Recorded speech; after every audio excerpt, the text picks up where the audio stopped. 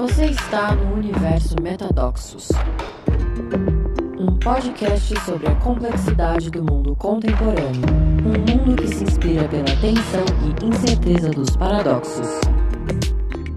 Hoje a gente vai falar de um tema polêmico, mas eu espero oferecer uma perspectiva que seja inclusiva e possa colocar a luz sobre um tema bem relevante contemporâneo, que é o paradoxo de ser um homem branco cis em 2022.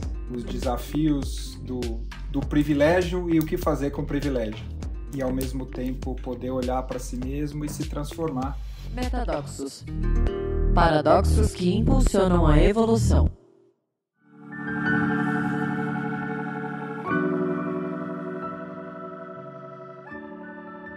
Muito bem, boa tarde, bom dia, boa noite, onde quer que você esteja ouvindo. Mais um episódio do Metadoxos. Antes de entrar no tema de hoje, eu queria falar um pouco da repercussão do episódio 11, quando a gente falou das comunidades. Foi uma repercussão bem bacana. A gente até fez uma enquete e a maioria das pessoas, de alguma forma, acreditam que é possível ter comunidade em redes sociais.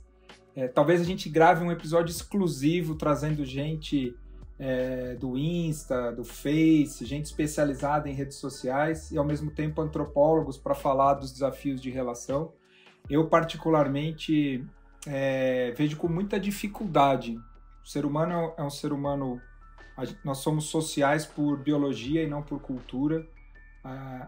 Tem um mecanismo que é a nossa ressonância límbica, que é o que a gente cria para estar em relação, que é tudo que não existe no ambiente de rede social, ainda mais enfatizado pelos algoritmos, como a gente falou. Então, apesar de ser desejável, ser maravilhoso, que acontecesse, eu ainda vejo que a gente está bem longe. Não estou dizendo que é impossível, porque a tecnologia, de alguma forma, talvez com o metadoxo, com a tecnologia mais sensorial, a gente se aproxime de ter uma experiência completa como ser humano num ambiente digital. Mas vamos fazer um episódio, acho que tem uma boa provocação para a gente fazer um episódio. Adorei as reflexões e os compartilhamentos de várias pessoas da ID, da IAC, falando das comunidades, lembrando das Blue Zones, que são os lugares no mundo onde as pessoas vivem mais, e um dos aspectos que fazem as pessoas viverem mais são as relações que as pessoas têm. Tem esse exemplo maravilhoso em Okinawa, no Japão, que é uma Blue Zone. Para quem quiser, tem documentário, tem livro, mas o que é bem interessante são um grupo de mulheres de 95 anos que se reúnem todas as semanas desde os 5 anos de idade. Então, a força de estar em relação e de estar em comunidade. E a reflexão da Andrea Fortes, bem forte, da minha querida Andrea, falando da importância de comunidade como container e desse útero evolutivo que permite a gente estar sempre se desenvolvendo em relação. Então foi bacana, gerou reflexão e acho que até a ideia da gente fazer um episódio específico. Entrando no nosso tema de hoje, por que eu acho que esse é um tema relevante? Porque apesar da gente ainda estar com predomínio dos valores patriarcais, e lembrando, né, eu gosto quando o Harari coloca no livro dele, no Sapiens, não existe ainda... Existem várias hipóteses, mas não existe uma evidência causal do porquê que o patriarcado começou, mas efetivamente a gente tem aí 15 mil anos de patriarcado e de uma hipertrofia dos valores masculinos sobre a sociedade que criou o privilégio de ser um homem branco cis. Então, eu queria já dizer que tudo que eu vou falar é de um lugar de reconhecer o patriarcado como estrutura cultural por trás do que a gente vive, reconhecer o meu lugar de privilégio, então o meu lugar de fala é o lugar de um homem branco cis privilegiado. Então eu queria oferecer aqui reflexões para essa nossa conversa. Acho que tem um cara que eu gosto muito, que é o Warren Farrell. Ele escreveu um livro chamado Paradoxo de Ser um Homem Branco, e tem um livro dele mais recente que chama A Crise do Menino. E eu gosto muito dessa ideia, né? Usando a Laura Gutman, diz que o patriarcado cria meninos para serem guerreiros e meninas para serem mães de guerreiros. Então, de alguma forma, a gente tem essa hipertrofia nesse olhar de anestesia, de anestesiar os aspectos subjetivos e emocionais das pessoas para que elas estejam a serviço de perseverar o sistema.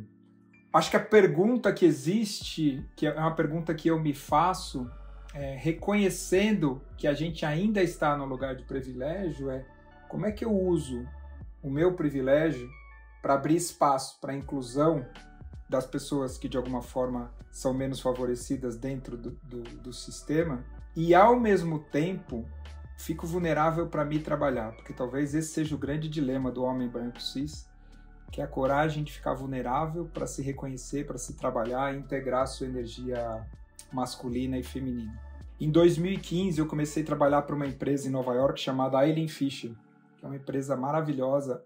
A Eileen é uma das responsáveis por mudar a gestalt da forma como as mulheres se vestem e se vestiam. Ela era uma designer de interiores com influência estética japonesa, e aí ela ficou apaixonada por kimono, pirou na ideia de roupas simples, elegantes e confortáveis para mulheres, e esse insight é reforçado numa época que ela vai assistir uma convenção democrata, e a Hillary Clinton está se apresentando, isso nos anos 80, com aquelas ombreiras gigantes, aqueles cabelos super armados, e ela tem esse insight e fala, mulher não precisa se vestir que nem homem para ir para o mercado de trabalho, né? Porque boa parte das mulheres, né, as mulheres pioneiras que começaram a ocupar a posição de liderança nos anos 80 e nos anos 90, tinham que se masculinizar para perseverar, e então a estética dos anos 80 é uma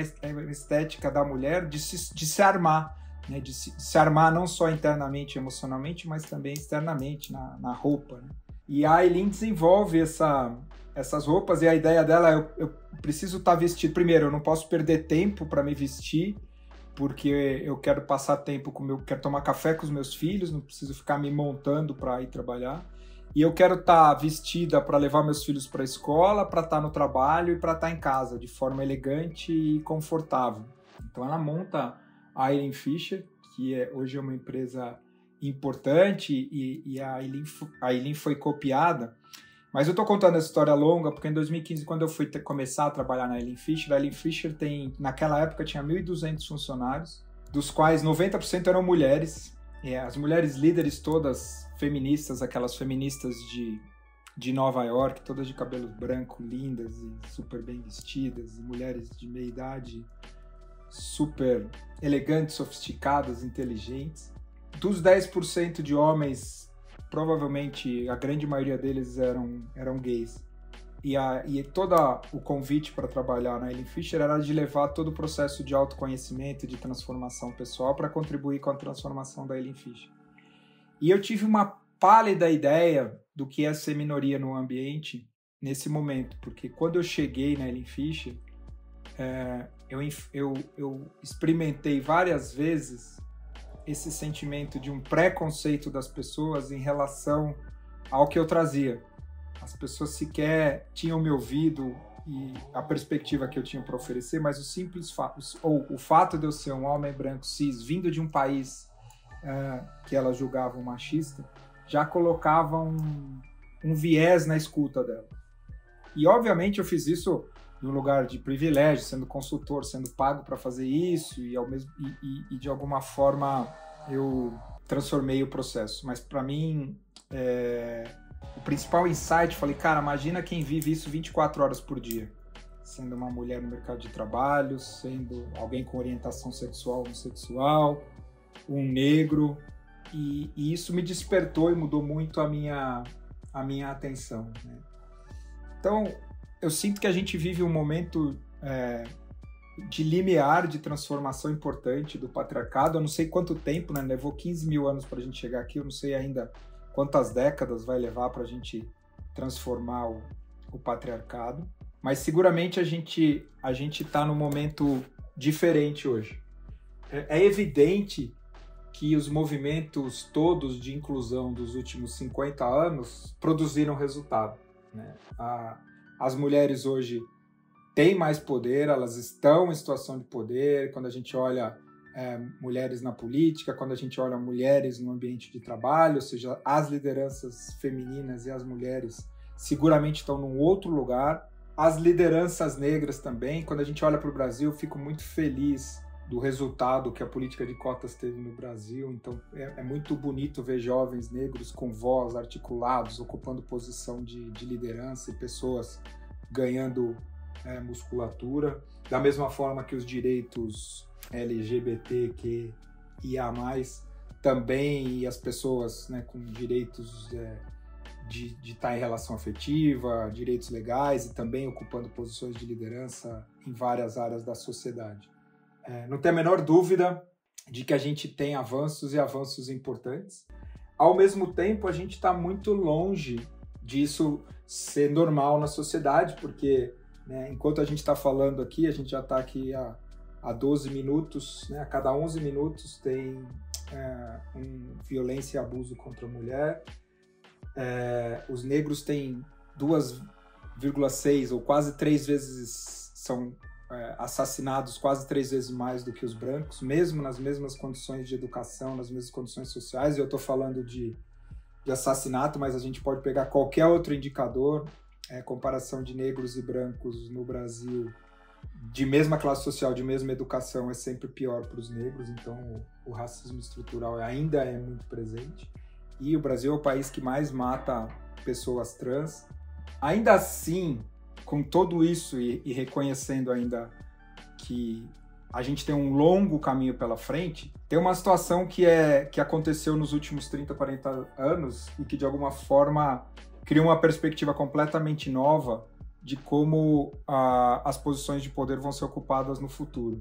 Pela primeira vez na história, as mulheres têm notas de lógica melhor do que os homens. Ao longo da história, as mulheres sempre tiveram notas de lógica abaixo dos homens. Pela primeira vez na história, as mulheres estão com notas de lógica melhor do que os homens.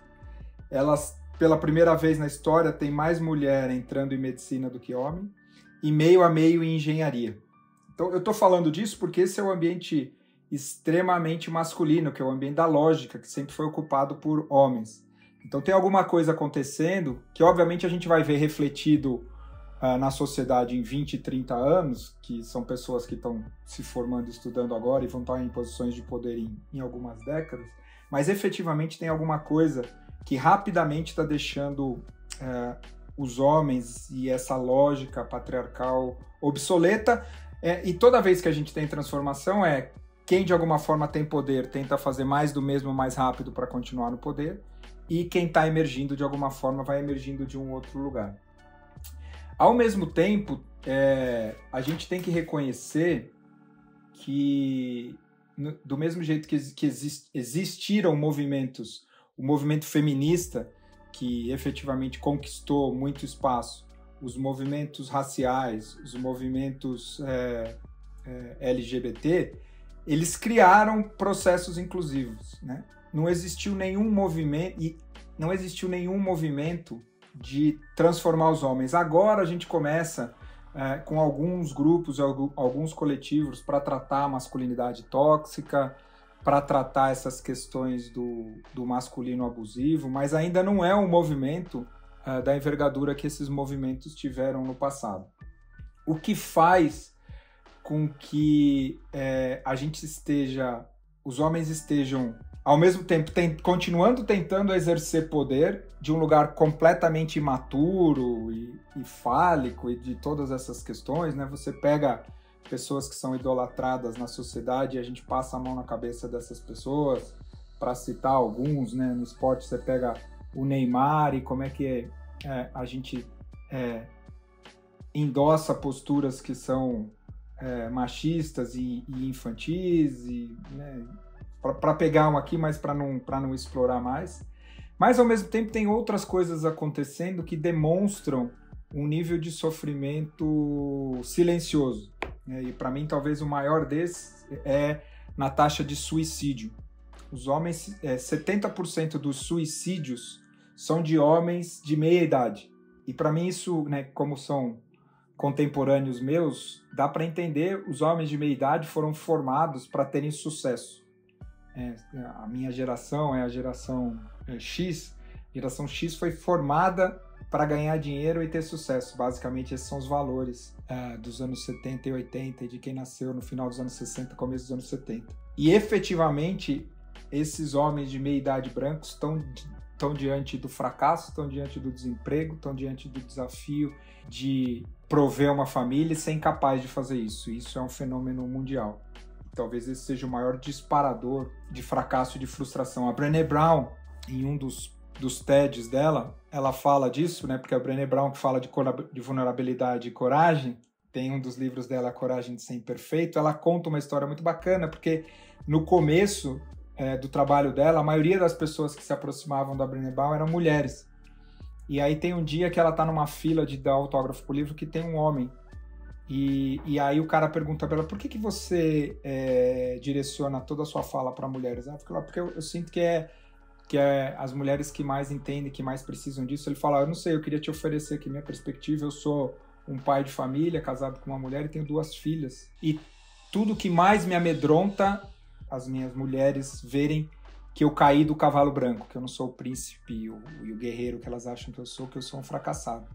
Então a grande sombra do homem, da questão da energia básica masculina, é o fracasso. E efetivamente, por várias dimensões e por várias perspectivas, a gente está batendo e os homens que não estão buscando integrar sua energia feminina e crescer e amadurecer, estão encostando cada vez mais com mais força no fracasso. E essa, para mim, talvez seja a maior perspectiva e a maior reflexão aqui desse paradoxo. E tem o livro do Warren Farrell, que é A Crise do Menino, que é como os meninos foram criados para ser guerreiros e a gente não teve um movimento... Porque o movimento feminista ele foi muito importante para as mulheres assumirem poder e para as mulheres integrarem a sua energia masculina. Então, as mulheres perceberem que elas podiam ter direção, que elas podiam ter autonomia, que elas podiam liderar, que elas podiam ter voz, ou seja, todas essas são características de energia masculina. Quando eu falo de energia masculina e feminina, eu não estou falando de gênero, eu estou falando que homens e mulheres têm o desafio de amadurecerem e sustentarem as 2 energias. Não existiu um movimento similar ao movimento feminista que ajudou os homens a incorporar a energia feminina. Pelo contrário, os meninos, né, essa ideia da crise dos meninos, né, quase nenhum menino, eu me coloco entre eles, eu não fui criado e educado para ser sensível, para ser delicado, para ser cuidadoso, para ser compassivo, para ser inclusivo, para ter escuta, que são todas características da energia feminina. E no mundo de hoje, as características e os atributos da energia feminina são fundamentais para que a gente funcione no mundo. Então, o grande desafio que eu vejo é o desafio de, por um lado, os homens em posição de poder, e eu acho que não dá para a gente negar, né? Se você pega...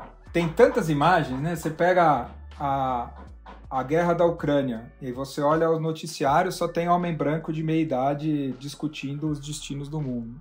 Você pega a foto mesmo, né? Você pega a foto do Lula e do Alckmin lançando a campanha. Só tem homem. Para mim tem uma foto emblemática, maravilhosa, que mostra uma outra realidade, que é a foto do novo gabinete do presidente do Chile, que é diverso, 50% de mulheres, povos originários, ou seja, o principal desafio é como os homens que continuam dominando e tendo poder abrem espaço, e esse abre espaço é de 2 lados, né? O abre espaço externo para incluir mais gente, mais perspectiva, mais voz, mais diversidade, e abrem espaço interno para se trabalhar internamente. E eu acho que isso em todos os lugares da sociedade, as organizações, e o Metadoxos tem essa ênfase na organização, quando a gente vai para as empresas, a gente vai vendo o sofrimento, a questão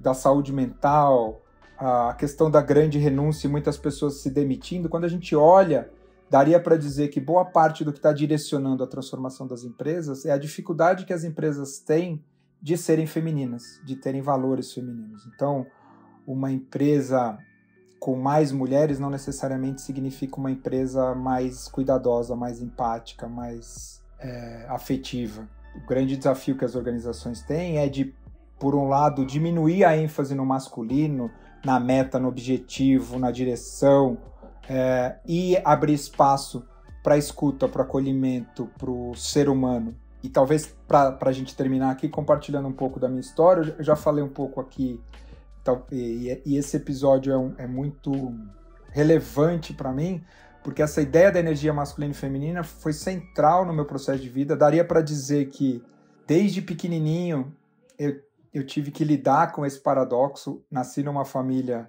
de muitos homens, eu tenho um irmão, mas eu tinha muitos primos, muitos tios, e eu acho que 70% tinha muito poucas primas. Então era um ambiente extremamente masculino, muitos tios dominadores, as mulheres da minha família, com exceção da minha mãe, bem silenciosas e submissas. Então um ambiente super machista. Eu lembro de ser, as brincadeiras todas eram brincadeiras de ter que provar que era homem. Lembro quando eu era pequenininho, que às vezes eu chorava. Isso foi um fato curioso na minha vida, que eu lembro que quando 6, 7 anos eu chorava e os meus tios brincavam, me bulinavam dizendo que eu era chorão. Eu dei uma secada de chorar, eu fui chorar de novo com 18 anos de idade, com um desafio que eu tive no desafio no trabalho. Eu tinha o lábio bem vermelho e as pessoas brincavam que eu passava batom, eu ficava furioso. E ao mesmo tempo, internamente, eu tinha essa inquietação existencial e uma delicadeza de tentar buscar coisas que eu não compreendia, né? Era como se eu tivesse Eu lembro que em terapia, uma vez, trabalhando, curando a minha menina interna, a primeira imagem que veio é que estava num quarto muito escuro, com o pé direito muito alto, e a minha menina sentada num cantinho, chorando, acuada, que é exatamente essa imagem, que ela foi sufocada e como eu já falei isso aqui em outros episódios, terminou de ser sufocado a minha hipertrofia no masculino e a atrofia no feminino quando eu tive o abuso sexual com 8 anos. E, né, no contexto cultural, quando se descobre o abuso, tem, por um lado, tinha prazer, porque foi com o menino 14 anos que eu achava que era muito legal, era uma pessoa que eu gostava. Por outro lado, a culpa e a dor e a vergonha, né, a síntese de toda essa história foi eu ter que provar que eu era homem, e tinha pavor de ser homossexual, então ficava provando, e essa ideia de ter que provar que eu era homem percorreu boa parte da minha juventude, tanto do ponto de vista de ser extremamente competitivo, agressivo em esportes e no trabalho e na escola, quanto na relação com as mulheres, né? Eu reconheço aqui que esse impulso me trouxe sofrimento, mas eu sei que trouxe sofrimento para várias mulheres, desde as primeiras namoradas e até quando no casamento eu descobri o processo terapêutico, que foi um bálsamo de começar a integrar a energia feminina. Como junto com a história da energia masculina e feminina, eu sempre tive bastante energia sexual também, entender masculino e feminino e sexualidade foi fundamental na minha vida e foi crucial para o meu processo de amadurecimento, quando em 2006 eu conheci o trabalho do David Deida e da Michaela Boehm, que são 2 terapeutas americanos tântricos. Em 2007 eu fiz o meu primeiro workshop com a Delmar de masculino e feminino na Califórnia, em Austin, no Texas. E de 2007 até 2019, antes da pandemia, eu devo ter feito mais de 15 workshops, fiz a formação com a Michaela. E, portanto, fui mais do que a formação intelectual, fui trabalhando em mim essas energias, porque eu acho que um ponto fundamental, a questão da energia masculina e feminina como energia, não é uma coisa para entender intelectualmente, é entender no seu corpo, é entender no movimento, é entender a direção, a força do masculino e a flexibilidade, a delicadeza, o movimento do feminino, e as duas coisas juntas, né? Porque o feminino, só cuidado aqui, né, quando eu falo da energia feminina, sempre dessa questão acolhedora, amorosa, o amor também pode ser muito forte, né? A energia feminina é muito forte, a energia da natureza, a energia de um vulcão, a energia de um furacão. E ter podido integrar e até hoje continuando a trabalhar essas energias em mim tem sido extremamente curativo.